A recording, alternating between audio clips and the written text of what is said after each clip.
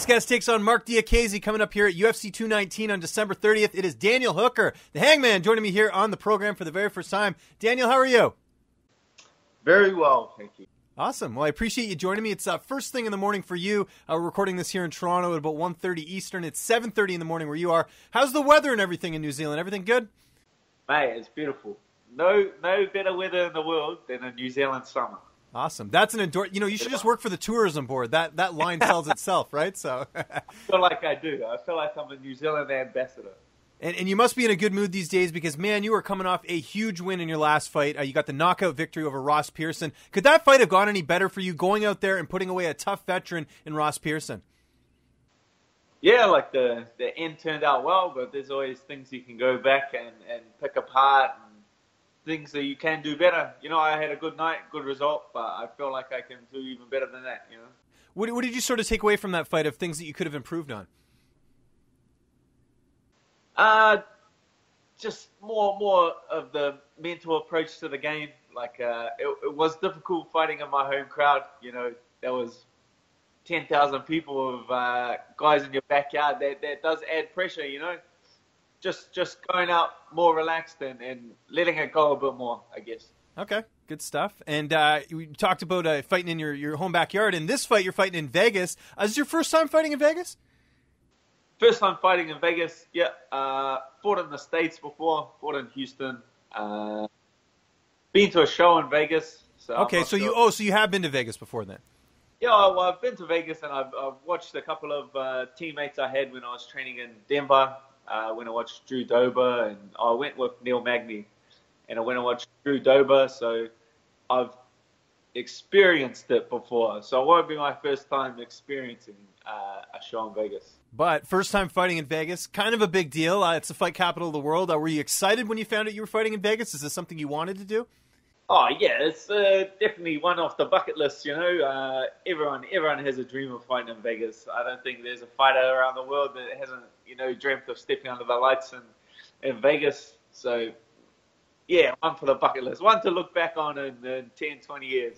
Yeah, and not only are you fighting in Vegas, this is a huge card. It's the end of the year card. They always stack the deck. I mean, they got Holly Holm fighting Chris Cyborg. They got Khabib fighting Barbosa. You're on this big card. And not only that, you're fighting a big name in Marc Diakiese. How excited were you when you found out you'd be fighting him? Because this is a great matchup. Yeah, no, it's a good fight. Very exciting fight. Very exciting card. I just can't wait to get over there. 2 weeks and just soak it all up. When you come down to actually fighting and that actual fight week, I just live in the moment, take it day by day, take it task by task, and just soak everything up and enjoy it. Yeah, that's awesome. How do you feel like you match up against Marc Diakiese?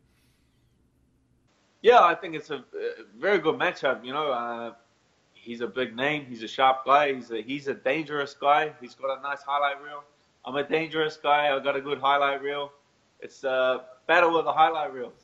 Yeah, it certainly is. I was saying that I interviewed him maybe an hour ago, and he said the same thing. He's really excited about the matchup because you guys both are going to bring it. It's not going to be a fight where you guys are going to be stalling or anything like that. There's going to be a lot of action. His last fight he fought Drakkar Klose. I'm not sure if you saw the fight, but it was a split decision. Did you watch the fight at all? Yeah, I've seen that fight a few times. Do you feel like he won, or did you feel like they made the right call with Drakkar? Oh no, I feel like it was the right call. I feel like he's better than that. I don't feel like he fought very well that night. I don't feel like Drakkar fought very well. I thought they both had an off night. And, but that's just how styles match up. There was like a pressure wrestler versus Diakiese, who he likes to wrestle as well. So it was a bit of a weird, scrambly kind of back and forth fight. I don't think they really got to let either of their skill sets go. Yeah, no, I agree with that. How's training camp going, and who are some of your main training partners for this camp? Yeah, it sucks, man. It's hard. It's a grind, man. I'm just starting to come out the other end now. When you're popping your head out. It's just been 8 weeks of increasing the pace, increasing the stress, and just letting your body adapt to that stress so you can kind of push it to that peak state so I'm finally starting to kind of peek out the other end, and I'm enjoying training again, and my body's feeling good, and I'm feeling sharp. So it's the time for it. You know, I've put in the work. It's kind of coming down to finishing touches, and the team we got here in New Zealand is second to none. We've got some world-class guys back here in New Zealand. Main training partners be Israel Adesanya. I don't know if you've seen that guy. Name sounds familiar. I don't think I've seen him, but yeah, that's yeah. Yeah, well, he's the next one. He's coming out with me to talk with the UFC. He's 11-0, 11 knockouts. So he's fought for Glory Kickboxing World Championship. So he's had 60 kickboxing fights. So, you know, we've got some great strikers. Brad Riddell, he's another world champion. And just the list goes on here at City Kickboxing, you know. Yeah, no, it's nice to have a lot of options too, by the sounds of it. You know, getting different looks and everything. So that sounds awesome. How's the weight cut going? Getting down to 155, and because you're traveling to the States, do you have to kind of alter it a little bit? Maybe cut some more weight back home before you head out, or how does that sort of work?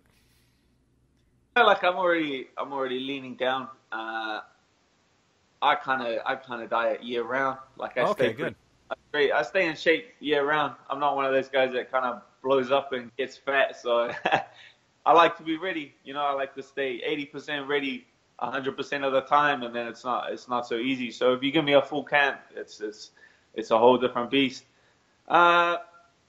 Being from New Zealand, this is not my first time traveling. Right. Yeah, that's true. And cutting weight. You know, even early on in my career, I had to deal with this. You know, my third pro fight was in a different country, and it's just something that I've gotten used to over the time. I'll fly over a couple of days before my coaches and just give myself that extra time so I can do my whole water loading thing, because water loading on a plane is not a good experience. No. Yeah. It's a disaster, I'd imagine, because all that air's, yeah, you're like, I know, like you're, there's like a lot of, you get like inflammation sometimes on the plane too, because it's, the pressure and everything. Yeah, but no, I got my thing down. Like it's not going to be a problem. Get over there a bit early and just enjoy myself. Are you going to hit up the Performance Institute while you're there? Oh, definitely, man. I have to check it out. I had to go free lunch. Yeah, exactly. You got to get that free lunch, right? I mean, that's what it all comes down to. So. We're fighters, man. We accepted a long time ago that we were going to do this over money. So yeah, no, you bring it. Yeah, that's very true.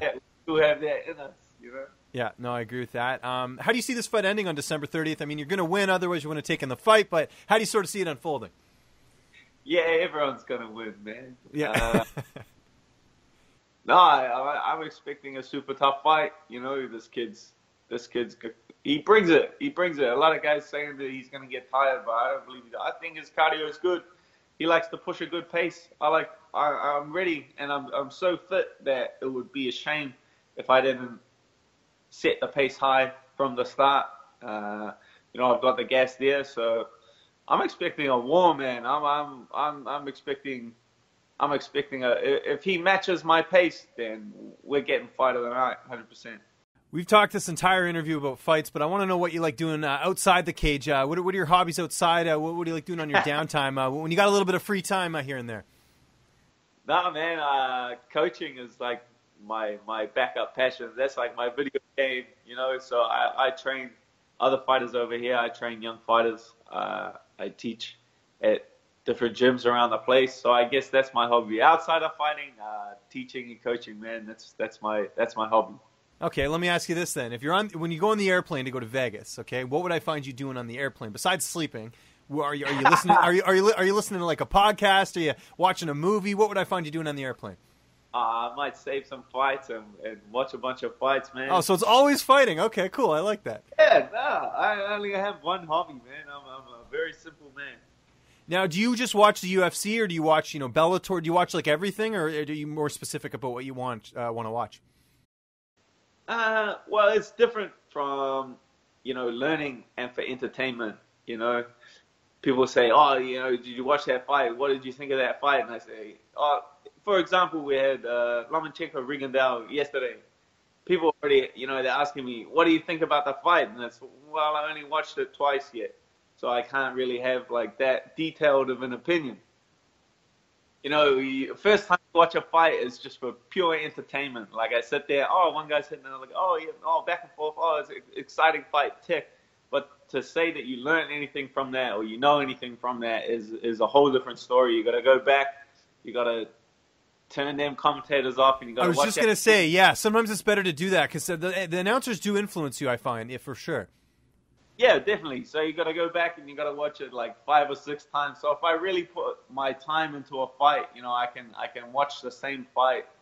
It might take 2 or 3 hours to break down a fight and actually watch to actually see what's going on once everything's kind of been stripped back and you watch the bare bones of the fight. So to say you got, like, I would like to watch every fight, but to watch and understand is and enjoy 2 very different things.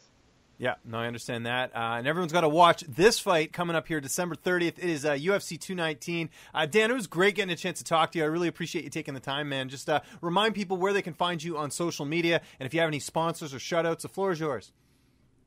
Yeah, thanks for having me on. I guess Dan the Hangman on Facebook, Dan Hangman Instagram. You'll be able to click that in and find it. I keep pretty active on social media, so I'm a pretty easy man to find. Sponsors, Auckland Isuzu for giving me an amazing truck. But yeah, man, that's all done and dusted.